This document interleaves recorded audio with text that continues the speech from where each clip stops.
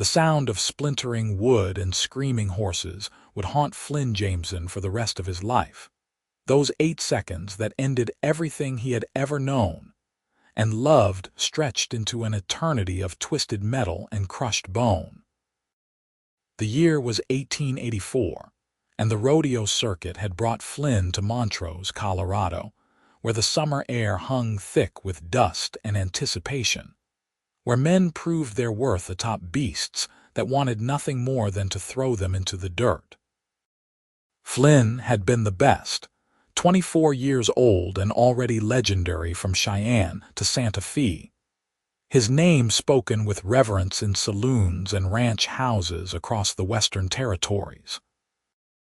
But that particular afternoon, when the gates swung open and the massive black bull exploded into the arena, something went wrong in a way that changed everything. The bull twisted harder than Flynn anticipated, catching him off guard, sending him airborne before slamming him down against the wooden fence with a sickening crack that silenced the roaring crowd. He remembered the impact, remembered the strange numbness that spread through his body, remembered thinking this was different from all the other falls he had taken over the years. When they carried him out on a makeshift stretcher, Flynn could not feel his legs, could not make them move no matter how hard he tried. And the look in the doctor's eyes told him everything he needed to know before the man even spoke the words. 3 months later, Flynn sat in his wheelchair on the front porch of his father's small ranch outside Delta, Colorado, watching the sun set over the distant mountains, and wondering what purpose a rodeo rider could possibly have when he could no longer ride. His father had passed 2 years prior, leaving him the modest property with its handful of cattle and acres of grazing land that now felt more like a prison than a home. The ranch hands his father had employed were long gone, unable to work for wages Flynn could no longer earn, and the place had fallen into disrepair around him as he struggled to accept his new reality. The wheelchair had been custom-made by a craftsman in Denver, sturdy oak and iron that allowed Flynn some measure of independence. But every time he looked at it, he felt a surge of anger and grief so powerful it threatened to drown him. He had spent weeks in that boarding house in Montrose, paying for a room while the doctor tried everything he knew to restore feeling to Flynn's legs, but the damage to his spine was permanent and complete. The sensation ended just below his ribs, his legs now foreign objects he had to move with his hands, lift with his arms, position, and arrange like furniture. The money from his rodeo winnings had seemed substantial once, but it disappeared quickly between medical bills and basic survival. And now, Flynn faced a harsh truth he had been avoiding. He could not run this ranch alone, could not care for the cattle or mend the fences or do any of the 1,000 tasks required to keep the place functioning. He would have to sell, would have to give up the last piece of his father and his former life, would have to figure out what a man with no legs and no prospects was supposed to do in a world that had no use for him. The neighboring ranch, the sprawling Novak property that bordered his land to the west, had already sent over an offer through their foreman. It was a fair price, maybe even generous, but accepting it felt like surrendering the final battle in a war he had already lost. Flynn kept the letter on the small table beside his chair, reading it over and over, trying to find the courage to sign his name and be done with it. He was sitting there, lost in these dark thoughts, when he heard the sound of a horse approaching. Flynn looked up to see a woman riding toward his house, sitting tall in the saddle on a beautiful chestnut mare, her long dark hair pulled back in a practical braid beneath a worn hat. She rode with the easy confidence of someone who had spent her entire life on horseback, and as she drew closer, Flynn recognized her as Beatrice Novak, daughter of the man who owned the neighboring spread. Beatrice was perhaps 22 or 23, with strong features and sun-bronzed skin, dressed in practical riding clothes that had seen better days. Flynn had seen her from a distance before his accident, noticed her working cattle with her father's men, but they had never spoken directly. The Novak ranch was successful and prosperous, while Flynn's father had always struggled to make ends meet, and there had never been much reason for the families to interact beyond basic neighborly courtesy. She reined in her horse near the porch and dismounted with fluid grace, tying the mare to the hitching post before turning to face Flynn. Her eyes were a striking shade of green, sharp and intelligent, taking in everything about him and his circumstances in a single sweeping glance. Flynn felt suddenly self-conscious, aware of how he must look, unshaven and disheveled, a broken man rotting away on a failing ranch. "Mr. Jameson," Beatrice said, her voice clear and direct, "I hope I am not intruding. I wanted to speak with you about a business proposition."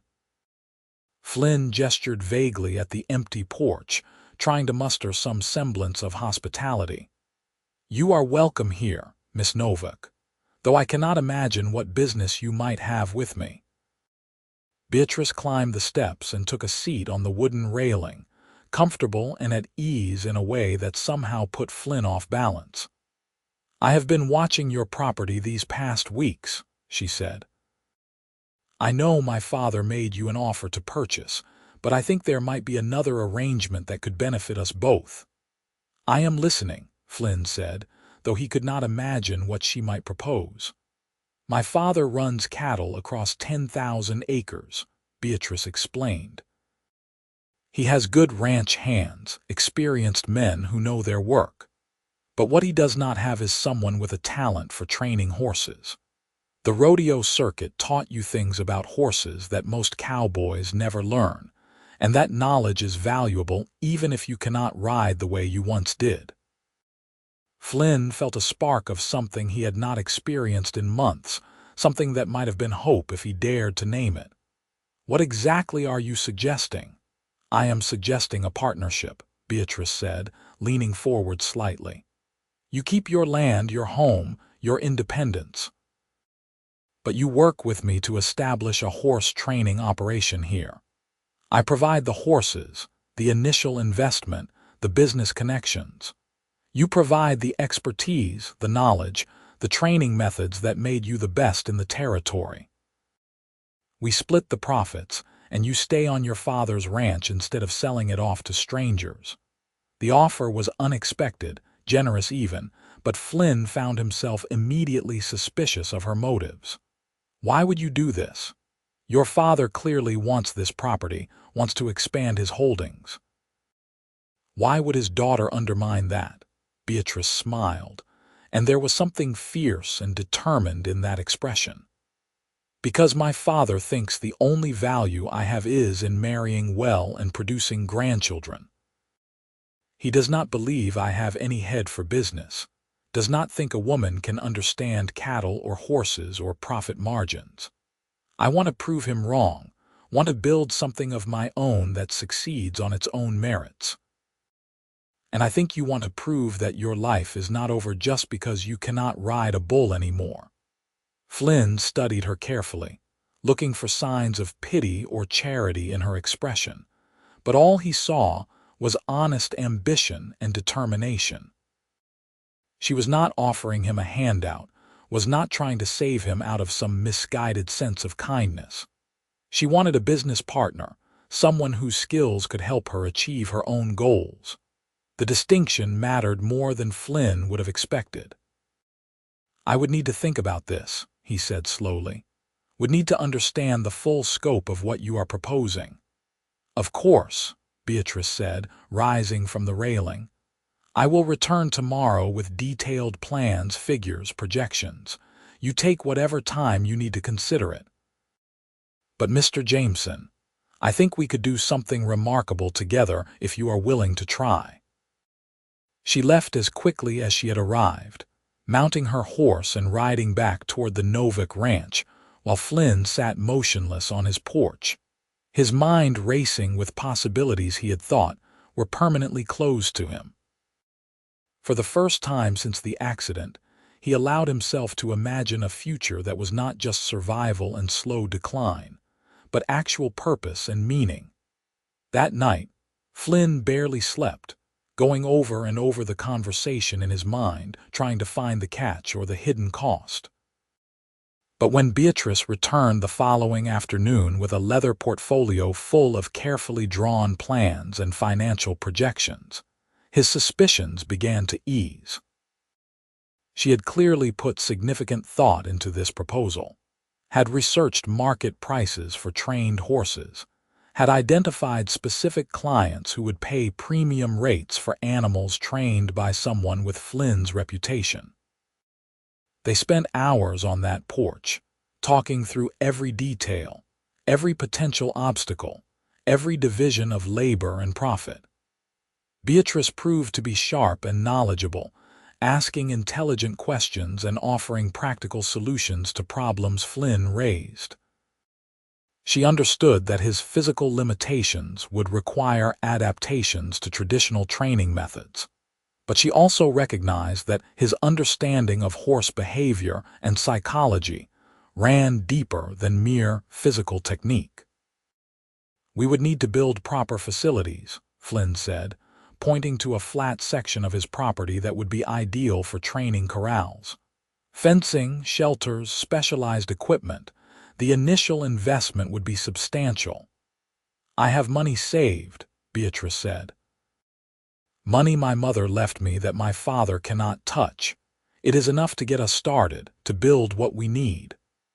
Once we establish a reputation and start generating income, we reinvest the profits to expand." Flynn found himself getting drawn into the vision she was painting, seeing it take shape in his mind. "We would need to start with young horses, unbroken but with good bloodlines. 3 or 4 to begin with, to prove our methods work and build a portfolio." "I can source those," Beatrice said confidently. "There is a rancher up near Gunnison who breeds quality stock. I can negotiate a fair price and have them delivered within 2 weeks. They shook hands on the agreement as the sun set on that second day, and Flynn felt something shift inside him, some locked door opening for the first time since the accident. This was not charity, was not pity. This was a genuine partnership with someone who saw value in what he could still offer, who believed he had something worth contributing to the world.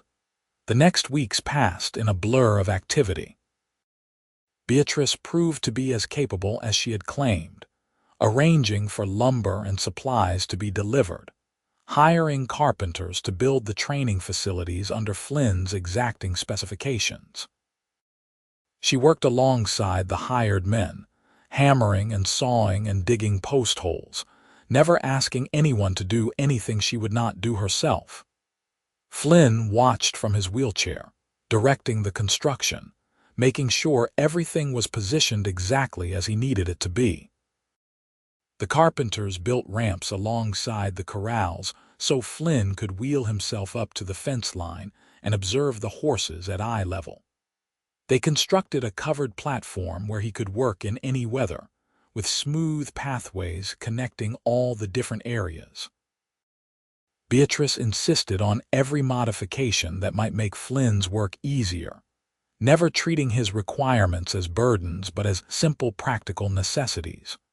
When the first 4 young horses arrived, Flynn felt a surge of the old passion he thought he had lost forever. They were beautiful animals, 2-year-olds with good conformation and intelligent eyes, unbroken but not wild, perfect blank canvases for the techniques Flynn had developed over his years on the rodeo circuit. He spent hours just observing them, watching how they moved and interacted, identifying their individual personalities and temperaments. Beatrice worked beside him from the beginning, and Flynn found himself teaching her the subtle signs and behaviors that revealed what a horse was thinking and feeling. She proved to be a quick study, picking up concepts that took most cowboys years to understand. She had a natural gift with animals, a patience and gentleness that complemented Flynn's more analytical approach. "This mare," Flynn said one afternoon, pointing to an elegant bay with a white star on her forehead. "She is cautious, needs to understand something completely before she trusts it. We approach her differently than the sorrel gelding, who is bold and confident and will test every boundary we set." Beatrice nodded, making notes in a small journal she carried. "So we customize the training to the individual animal, not use a single method for all of them." "Exactly," Flynn said, pleased by how quickly she grasped the concept. "The rodeo taught me that every horse is different, every ride is unique. The ones who get hurt are the ones who think they can treat every animal the same way." They fell into a comfortable working rhythm over the following weeks. Beatrice handled all the physical work with the horses while Flynn directed and guided her, explaining what to do and why, teaching her to read the subtle signals that most people missed. She proved to be fearless but not reckless, willing to take calculated risks, but never putting herself or the animals in unnecessary danger.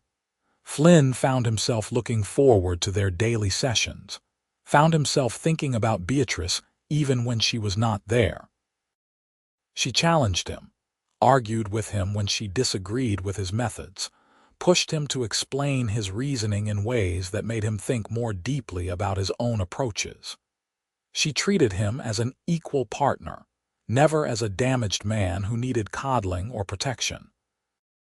One evening, as they sat on the porch reviewing the day's progress, Beatrice looked at Flynn with an expression he could not quite read. "You are different than I expected," she said quietly. "How so?" Flynn asked, genuinely curious. "I thought you would be bitter, angry at the world. I thought this partnership would be a burden, that I would have to constantly work around your resentment. But you love this work, love these horses. You have found a way to channel everything you knew into something new instead of just mourning what you lost." Flynn was quiet for a long moment, considering her words. "I was bitter," he admitted. "For months after the accident, I was drowning in it, but you gave me a reason to climb out of that darkness. You showed me there was still something I could contribute, still a way I could matter. That is a gift I will never be able to properly repay." Beatrice reached out and took his hand, the gesture simple but charged with meaning. "You are repaying it every day by being the best teacher and partner I could have asked for. This venture is succeeding because of your knowledge and your dedication. Do not sell yourself short, Flynn." It was the first time she had used his given name, and something about hearing it from her lips sent a warmth through his chest that had nothing to do with the mild evening air. He looked at her in the fading light, really looked at her, and saw someone extraordinary. Not just beautiful, though she was that, but strong and brilliant and utterly committed to building something meaningful. The training progressed steadily through the summer months. The 4 young horses responded beautifully to Flynn's methods, developing into well-mannered, responsive animals that exceeded even Beatrice's optimistic projections. Word began to spread through the ranching community about the quality of their work, and inquiries started arriving from potential clients interested in having their own horses trained. Beatrice's father, Thomas Novak, visited the operation one afternoon in early September. He was a large man with silver hair and weathered features, carrying himself with the confidence of someone who had built an empire through hard work and shrewd decisions. He walked through the facilities with a critical eye, watching Flynn work with one of the horses, observing the careful modifications and adaptations they had made. Flynn waited for the dismissal, the condescending comments about a cripple pretending to be a horseman. But Thomas surprised him by extending his hand and saying, "This is impressive work, Mr. Jameson. I had my doubts about this scheme of my daughter's, but I can see the value in what you are building here." "Thank you, sir," Flynn said, shaking the offered hand. "Your daughter has been instrumental in making this work. She has a rare talent with horses and a business mind that has kept us on track and profitable." Thomas looked at Beatrice with an expression that was equal parts pride and surprise. "High praise from someone of your reputation. Perhaps I have underestimated my daughter's capabilities." "Perhaps you have," Beatrice said coolly, meeting her father's eyes without flinching.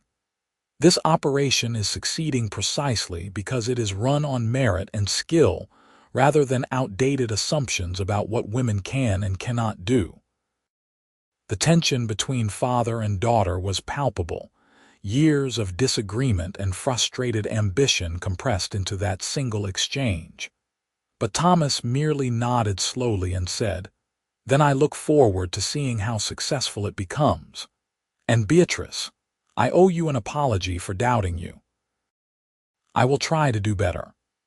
It was not a complete reconciliation, but it was a start, and Flynn saw some of the rigid tension ease from Beatrice's shoulders as her father departed.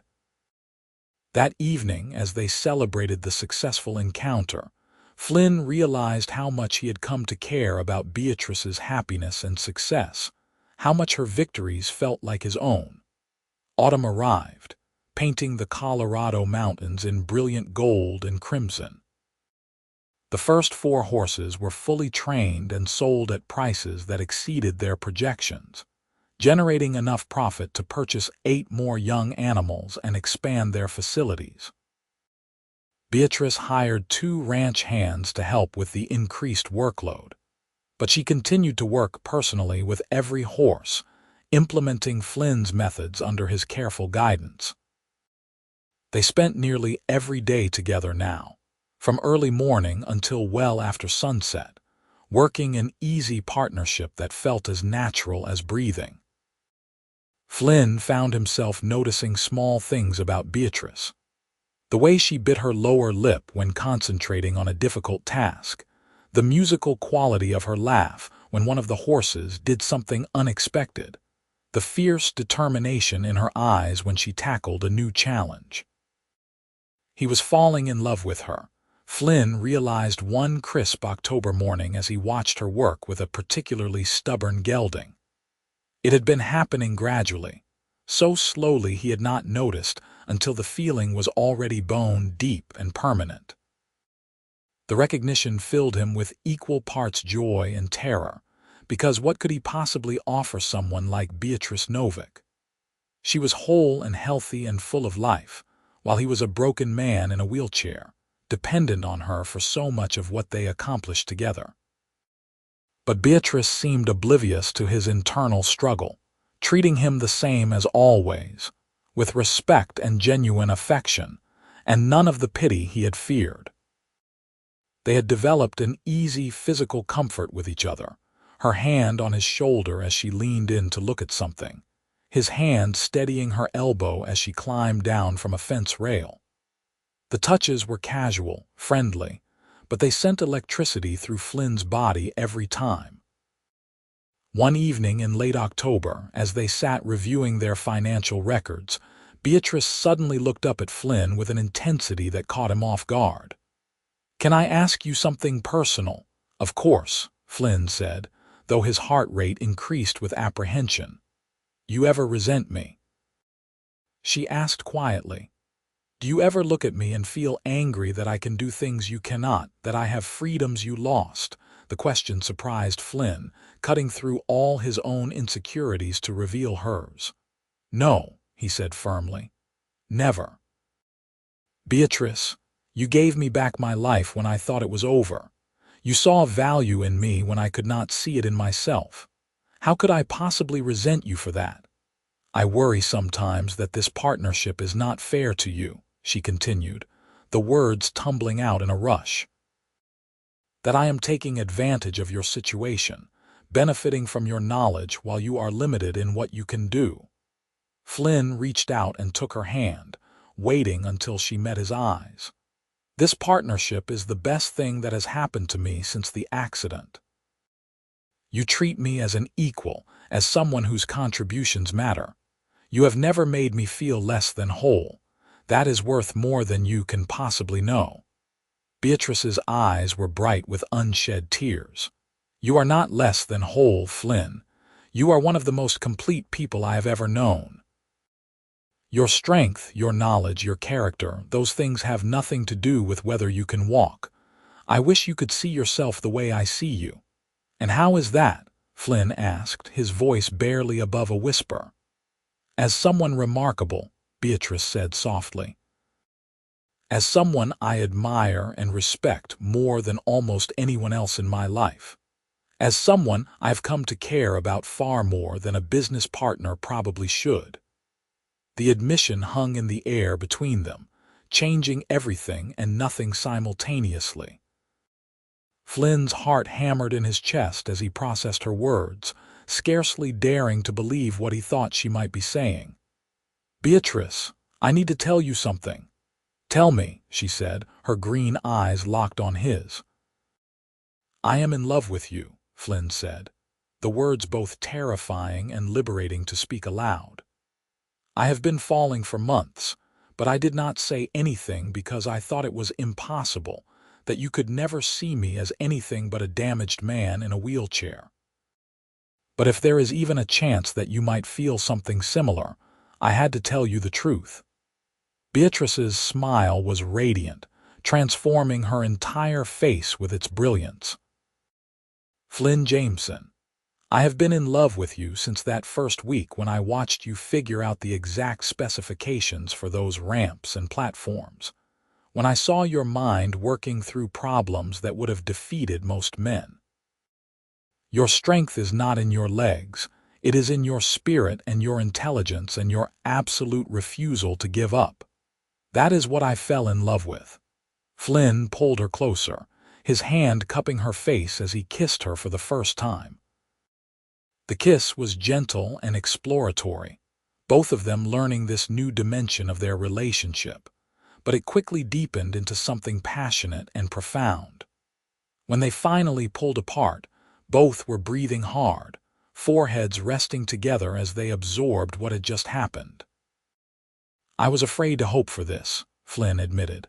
"Afraid that wanting you was just setting myself up for heartbreak." "I was afraid too," Beatrice confessed. "Afraid that declaring my feelings would make you uncomfortable would ruin the partnership we had built. But Flynn, this feels right. We feel right together." They talked late into the night, exploring this new territory between them, speaking honestly about their fears and hopes and the challenges they would face. Flynn worried about what people would say, about whether Beatrice's father would approve, about whether he could be the kind of partner she deserved. But Beatrice dismissed each concern with practical logic and unwavering confidence. "People will talk no matter what we do," she said. "My father has already accepted you as a business partner, and he will come to accept you as more when he sees how happy we are together. And as for being the partner I deserve, Flynn, you already are that. Every single day, in every way that matters." Their relationship evolved naturally from that point forward, the romantic element blending seamlessly with the partnership they had already established. They continued working together daily, training horses and building their reputation. But now the evenings included quiet dinners and long conversations and stolen kisses in the barn when the ranch hands were not looking. Flynn had worried that his physical limitations would be a barrier to intimacy. But Beatrice approached that aspect of their relationship with the same practical creativity she brought to everything else. They learned together, discovering what worked and what did not, laughing at awkward moments and finding joy in the closeness they shared. Flynn had sensation in his upper body, could feel Beatrice's touch on his chest and shoulders and face, and that was enough because what they shared went so far beyond the merely physical.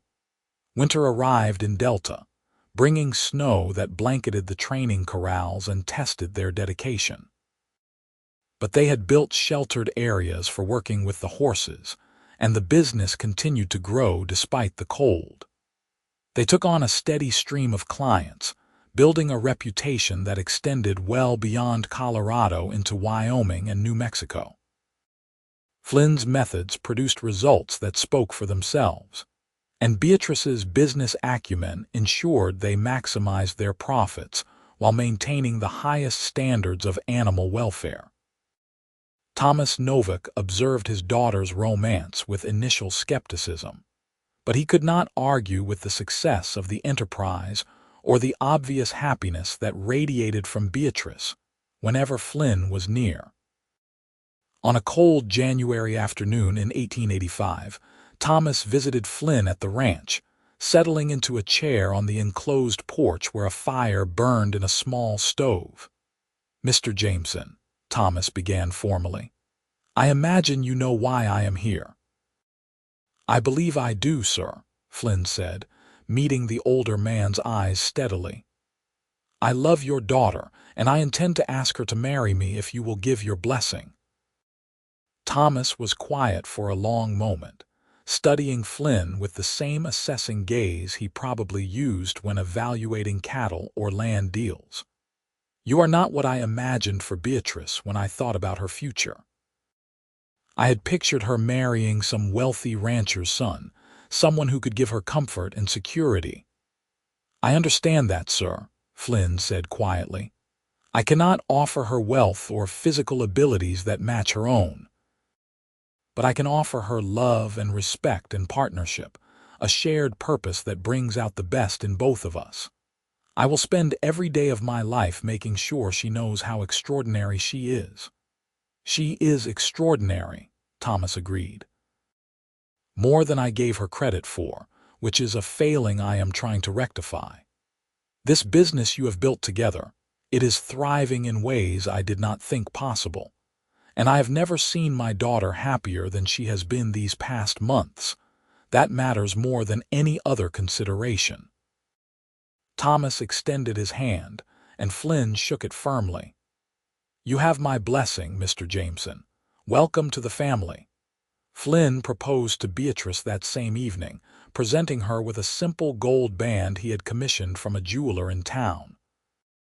They were in the barn, checking on a mare who was expected to foal soon, when Flynn took her hand and asked her to spend the rest of her life as his partner in all things.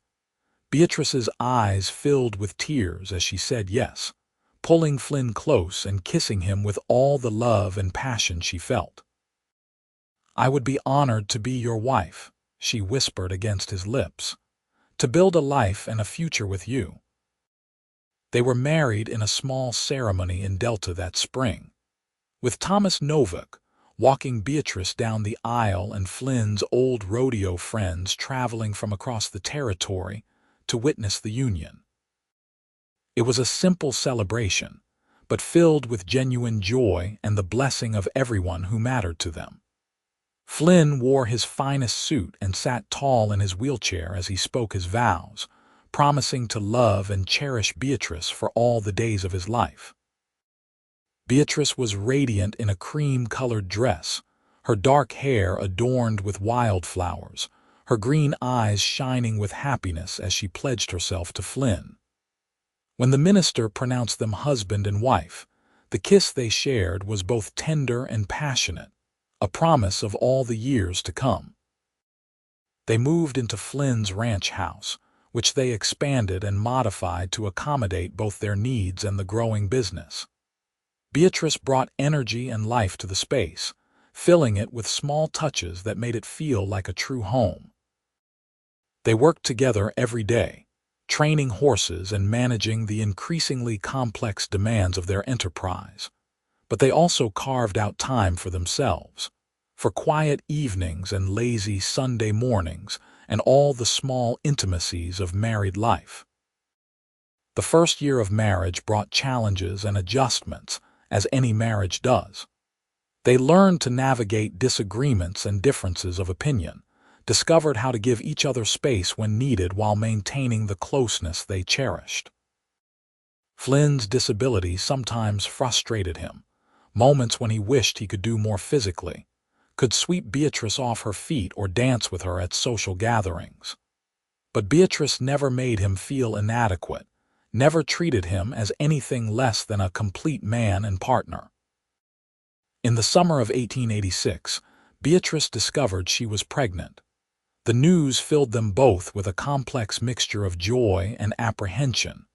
Flynn worried about being a father, about whether he could properly care for a child given his limitations. But Beatrice approached impending parenthood with her characteristic practical optimism, making plans and modifications that would allow Flynn to be fully involved in their child's care. The pregnancy progressed smoothly through the fall and into winter. Beatrice continued working with the horses almost until the very end, stubborn and determined despite Flynn's concerned objections.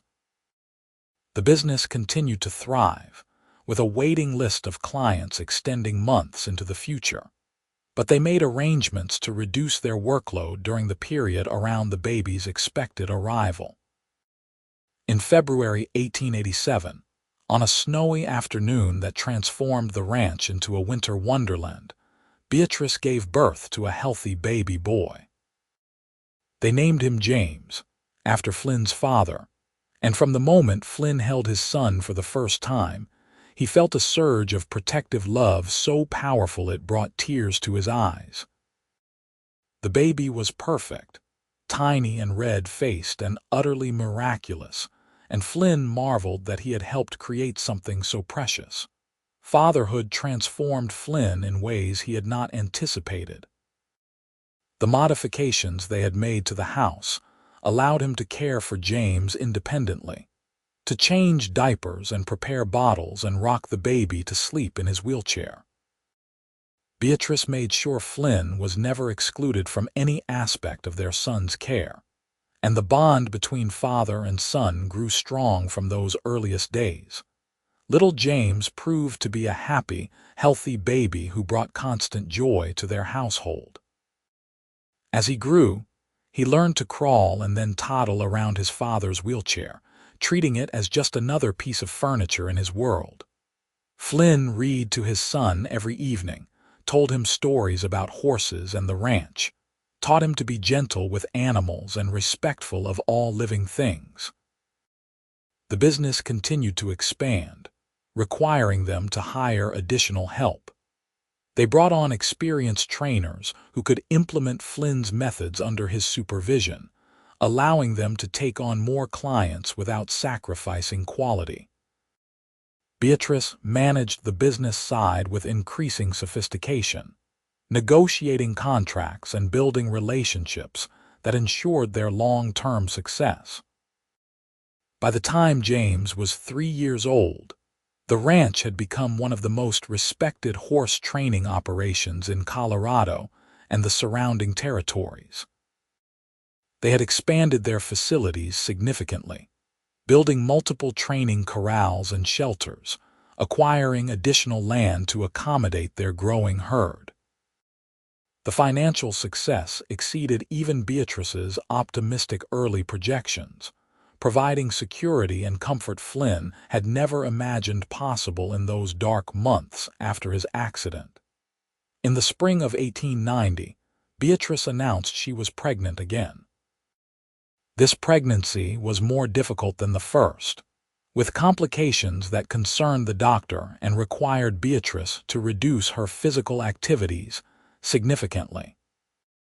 Flynn took on more of the business management while Beatrice rested, discovering he had developed considerable skills in areas he had once thought beyond him. Their hired staff stepped up admirably, demonstrating their loyalty and competence. In November 1890, Beatrice gave birth to a daughter they named Mary, after Beatrice's mother. The delivery was long and difficult, frightening Flynn in ways he had not experienced with James, but both mother and daughter emerged healthy. Mary was a beautiful baby with her mother's green eyes and her father's determined chin, and she wrapped Flynn around her tiny finger from the first moment he held her, with 2 children, life became delightfully chaotic. James, now 4, took his role as big brother seriously, helping care for Mary with the earnest dedication only a young child can muster. Flynn found himself managing the controlled chaos of family life with surprising ease, his wheelchair allowing him to be mobile while holding a baby or supervising James's exuberant activities. The children grew up surrounded by horses, learning from their earliest days to be calm and confident around animals. James showed a natural talent for riding, and by the time he was 6, he was helping with basic training tasks under Flynn's careful instruction. Mary proved to be fearless, toddling into corrals and demanding to pet every horse she encountered, much to her parents' mingled pride and concern.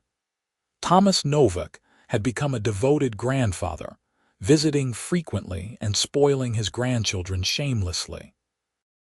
The tension between him and Beatrice had eased considerably, replaced by mutual respect and affection.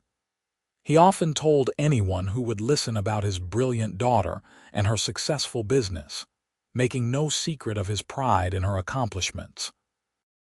Flynn's old rodeo friends visited occasionally, marveling at the life he had built. Some of them had continued on the circuit, still chasing the thrill and the glory, but Flynn felt no regret or envy when they spoke of their adventures. He had found something more meaningful than 8 seconds of fame, had built a legacy that would extend far beyond his own lifetime. In 1893, as Flynn approached his mid-30s, he and Beatrice celebrated their 8th wedding anniversary with a quiet dinner after the children were asleep. They sat on their porch, looking out over the ranch they had built together, reflecting on how far they had come from that first tentative conversation about a business partnership. "You ever miss it?" Beatrice asked, referring to Flynn's rodeo days. The excitement, the crowds, the glory of it all. Flynn considered the question seriously, as he always did when Beatrice asked him something important. "Sometimes I miss the simplicity of it," he admitted. "The clarity of purpose, man against beast, win or lose. But what we have built here, it is so much richer and more complex than anything I experienced in those days. I have you, I have our children, I have work that matters and a legacy that will outlive me. How could I possibly regret the path that brought me to all of this?" "Even though that path included the accident?" Beatrice asked gently. "Even though you lost something so fundamental to who you were?" "The accident was terrible," Flynn said honestly. "The pain and the grief and the loss, those were real and devastating. But Beatrice, if I had not been injured, if I had continued on the rodeo circuit, I never would have met you. I never would have discovered this talent for training, never would have built this business, never would have become a husband and father. I cannot bring myself to regret the accident when it led me to everything that makes my life worth living." Beatrice leaned over and kissed him softly. "You are the strongest man I have ever known, not despite your disability, but in how you have refused to let it define or limit you." Their conversation was interrupted by James calling from inside the house, some childhood crisis that needed parental attention. They went inside together, Flynn wheeling himself through the wide doorways they had built, Beatrice walking beside him, partners in all things as they had been from the beginning. The years continued to pass in a steady rhythm of work and family life. James grew into a tall, serious young man with his father's analytical mind and his mother's fierce determination.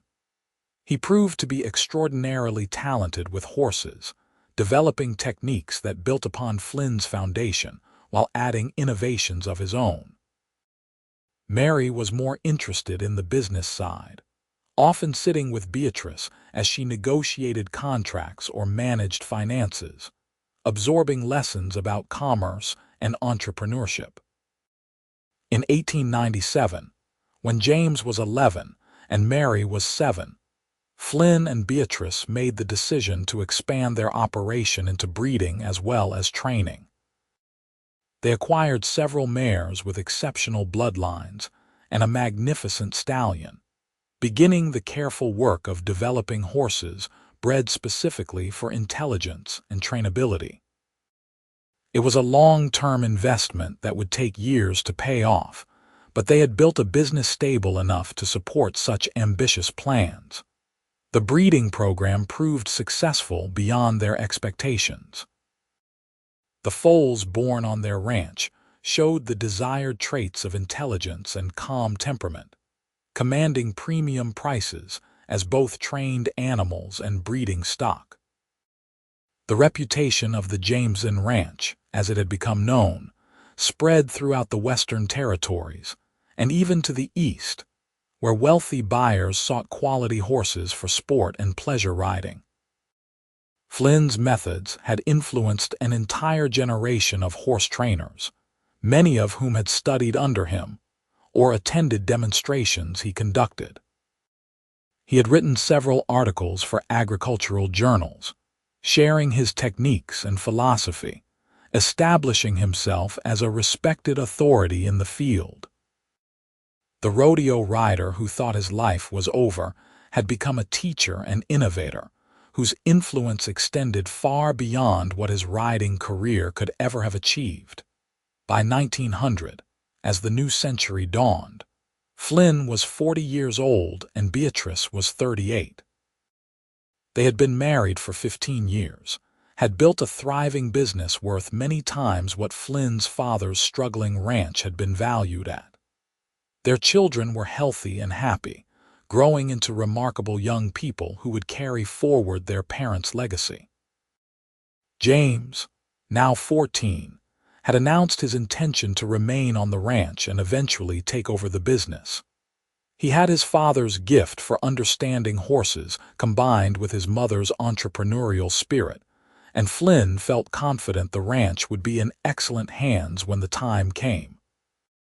Mary, at 10 years old, declared she wanted to attend university and study business, with plans to help expand the ranch's commercial reach into national markets. Thomas Novak had passed away peacefully in his sleep in 1899, leaving the vast Novak Ranch to Beatrice as his sole heir. She had been surprised by the bequest, having assumed her father would sell the property or leave it to distant cousins. But his will made clear his respect for what Beatrice had accomplished and his confidence in her ability to manage his legacy. The inheritance presented both opportunity and challenge. The Novak Ranch was enormous and required significant management, but combining it with their existing operation created economies of scale that could not be ignored. After careful consideration, Flynn and Beatrice decided to maintain both properties, with the Novak Ranch focusing on cattle operations while their original property continued specializing in horses. James expressed interest in eventually managing the cattle operation, giving him a domain of his own while remaining part of the family enterprise.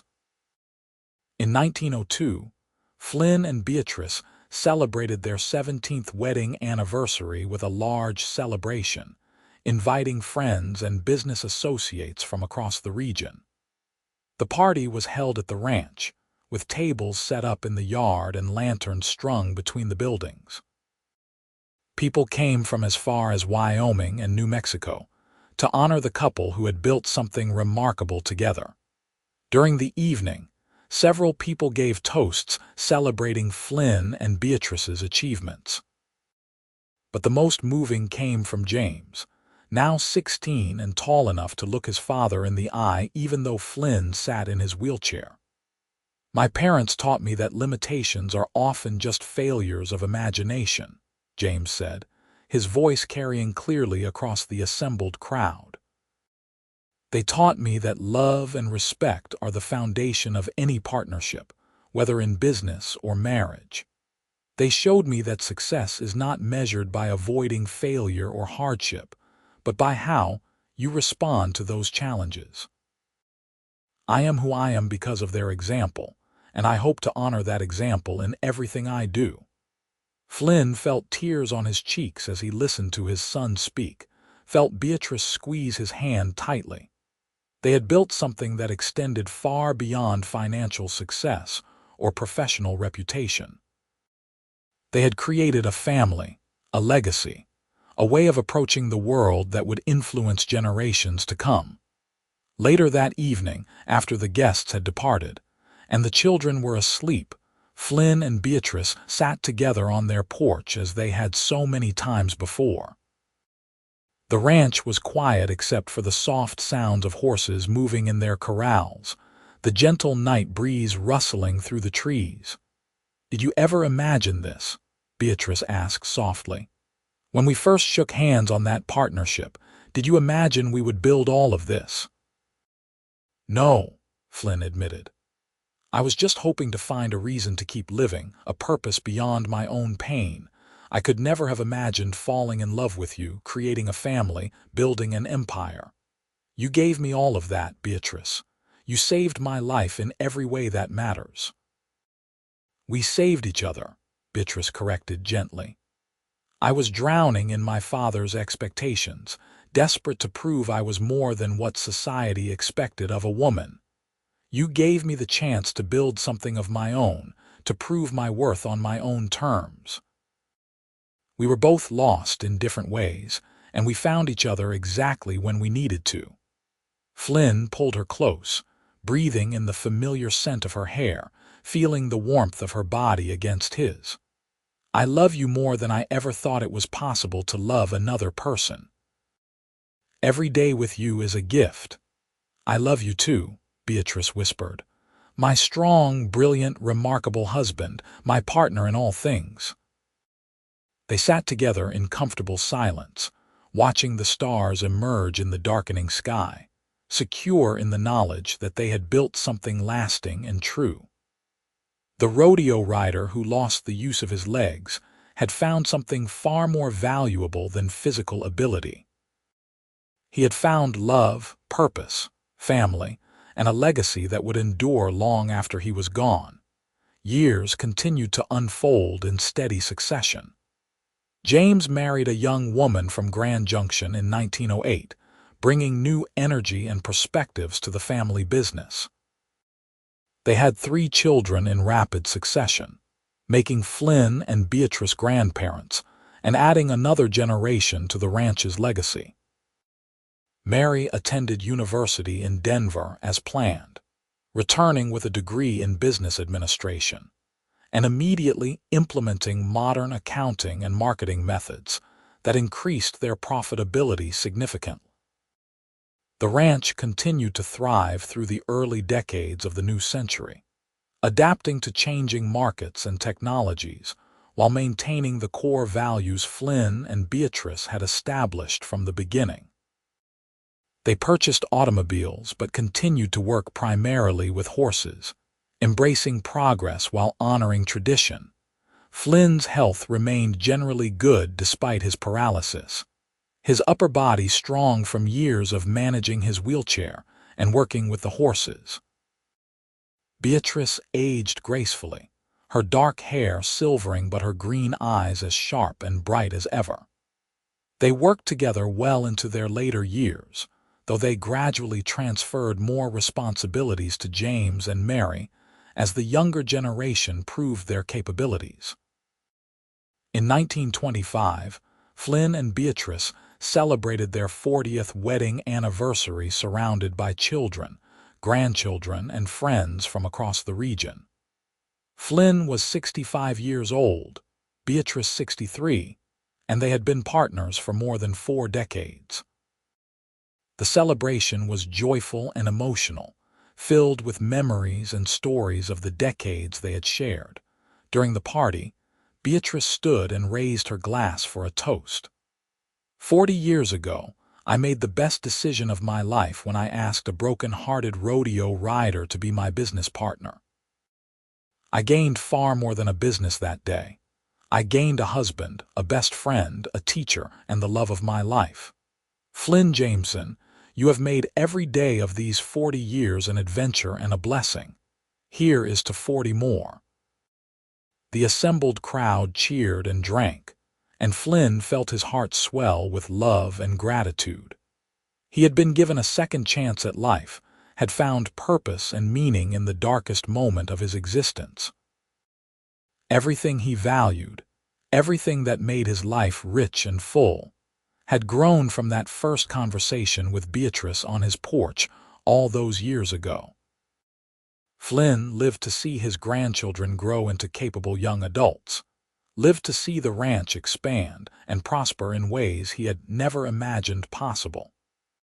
He and Beatrice remained active in the business well into their 70s, still working with horses, still teaching the next generation, still discovering new challenges and opportunities. On a peaceful autumn evening in 1933, Flynn sat on the porch of the ranch house with Beatrice beside him, watching the sunset paint the Colorado mountains in shades of gold and crimson. He was 73 years old, had been in his wheelchair for nearly 50 years, had built a life that exceeded his wildest dreams from before the accident. "It has been a good life," Flynn said quietly, taking Beatrice's hand in his. "The best life," Beatrice agreed, squeezing his fingers gently. "Everything I could have hoped for and so much more." They sat together as darkness fell, two people who had found each other when both were lost, who had built something beautiful and lasting from the wreckage of shattered dreams. The rodeo rider who lost the use of his legs had discovered that physical ability was the least important measure of a man's worth. What mattered was love, partnership, purpose, and the courage to keep building even when the foundation seemed impossibly damaged. Flynn and Beatrice grew old together, their love deepening with each passing year, their partnership as strong in their 80s as it had been in their 20s. They watched their children and grandchildren carry forward the legacy they had built, secure in the knowledge that something of value would endure beyond their own lifetimes. When Flynn finally passed away peacefully in his sleep at the age of 82 in 1942, he died surrounded by family in the ranch house he had shared with Beatrice for more than half a century. He died knowing he had lived a full, rich, meaningful life, that he had loved deeply and been loved in return, that his existence had mattered in ways both large and small. Beatrice lived another 6 years, continuing to work with the horses and manage the business alongside her children and grandchildren. She never remarried, telling anyone who asked that she had already experienced the great love of her life and needed no other. When she joined Flynn in 1948, the ranch she had built with her husband spanned thousands of acres and employed dozens of people, a testament to what two people could achieve when they believed in each other and refused to accept limitations. The Jameson Ranch continued to operate successfully for generations after Flynn and Beatrice were gone, their methods and philosophy carried forward by children and grandchildren who had learned by their example. The story of the rodeo rider who lost the use of his legs and the woman who gave him new purpose became family legend, told and retold to each new generation as a reminder that love and partnership can overcome any obstacle, that human worth is measured not by physical ability, but by strength of character and commitment to something larger than oneself. Flynn Jameson had ridden into that arena in Montrose, Colorado in 1884 as one man, and emerged as another, forever changed by 8 seconds of catastrophe. But from that tragedy had grown something beautiful and enduring, a love story that proved resilience and hope could triumph even in the darkest moments. He had been a rodeo champion for a few brief years, but he had been Beatrice's husband, partner, and love for more than 5 decades. There was no question which legacy mattered more, Their graves stood side by side in the small cemetery in Delta, Colorado, marked by simple headstones that bore their names and the dates that bracketed their remarkable lives. But their true monument was the ranch itself, the business they had built together, the family they had created, the love they had shared. That legacy lived on in every horse trained using Flynn's methods, in every business decision made using Beatrice's principles, in every moment when someone chose partnership over pride, love over limitation, hope over despair. The rodeo rider and the rancher's daughter had found each other when both needed saving, had created something lasting from shared purpose and mutual respect and deepening love. They had proven that disability could not diminish human worth, that a woman's capabilities extended far beyond society's narrow expectations, that love required courage and commitment, but offered rewards beyond measure. Their story was one of transformation and triumph, of two broken pieces finding wholeness together, of building a beautiful life from the rubble of shattered dreams. And so the ranch continued, generation after generation, horses running in the training corrals Flynn had designed, business conducted according to principles Beatrice had established, children growing up surrounded by stories of the grandfather in the wheelchair who saw possibilities instead of limitations, of the grandmother who refused to accept that her gender defined her capabilities. The love story that began with a business proposition on a sagging porch in 1884 echoed through the decades, a testament to the transformative power of seeing another person's true worth, of offering partnership instead of pity, of choosing to build together instead of suffering alone. Flynn and Beatrice Jameson had lived fully, loved deeply, and created something of lasting value. They had taken broken pieces and made them whole, had transformed tragedy into triumph, had proven that the end of one dream could be the beginning of something even more remarkable. Their legacy was written not just in land and livestock and financial success, but in the lives they had touched, the family they had raised, the example they had set for all who came after. It was a legacy of love, partnership, resilience, and hope, a legacy that would endure as long as people believed that human worth transcended physical limitation, that love could heal even the deepest wounds, that two people committed to building together could create miracles. The ranch stood as their monument, but the true testament to their lives was the love that had sustained them through 5 decades of partnership, the unshakable belief in each other's worth that had transformed both their lives. Flynn Jameson, the rodeo rider who lost the use of his legs, had found something far more valuable than physical ability. He had found Beatrice, found purpose, found a life worth living. And Beatrice Novak, the rancher's daughter desperate to prove her worth, had found a partner who saw her clearly and loved her completely, who helped her build dreams she had barely dared to imagine. Together they had created something beautiful and lasting, a love story for the ages, a partnership that proved the extraordinary could emerge from the ordinary when two people chose each other, believed in each other, and built something together. Their story ended as all stories must, with death separating what life had joined. But the love they shared, the legacy they created, the example they set, those things endured beyond the limits of any individual lifetime, carried forward by all who had been touched by their remarkable journey from despair to joy, from broken to whole, from lonely to beloved.